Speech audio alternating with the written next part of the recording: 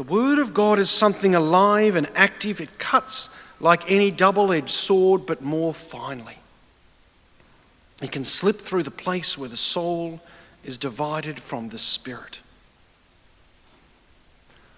Often people say to me that they feel that the scriptures are dated, that they're irrelevant to people's lives, that they're historical books that don't really speak to the current context of our lives. And you might have heard people say this. You might have perhaps felt this at times to think, well, how does this speak to us?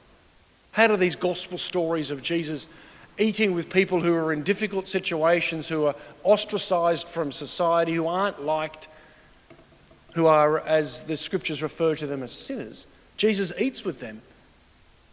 What does that mean for us today? How can we learn anything from this? How is God speaking to us through this?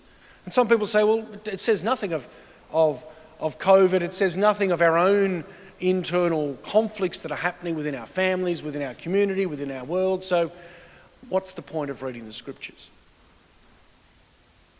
But this book to the Hebrews, it tells us very clearly, the Word of God is something alive and active. When we read the scriptures, we come to it with open eyes.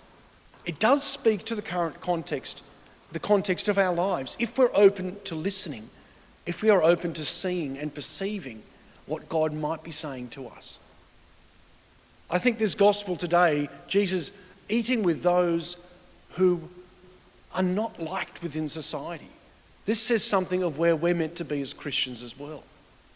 We shouldn't be necessarily the ones who are hated by society, but we need to bring the good news of Jesus to those who don't want to hear it. To those who society says, well, these people are outcasts, these people are the ones we're meant to hate.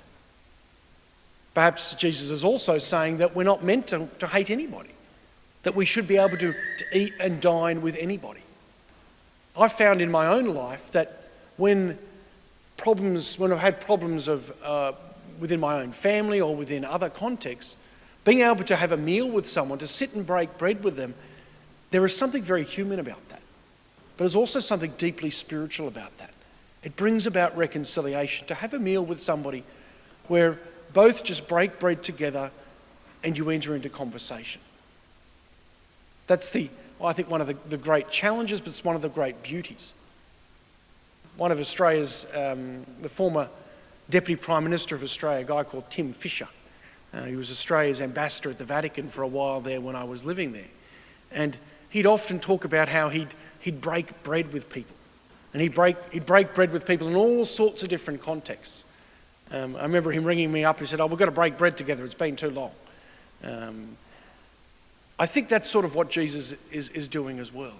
You don't necessarily break bread with someone who you agree with entirely, but you break bread to begin a relationship.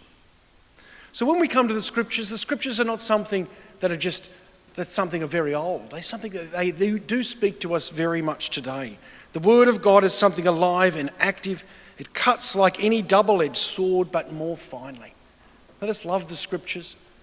When we come to the scriptures and we can't understand it, read it again and read it again, that same passage, until it starts to speak to the context of your life, the context of our world today.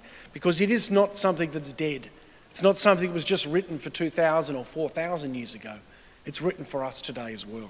It is something alive, and it is something that's active. Let's love the scriptures. Let's love hearing the word of God as it is spoken to us through the scriptures.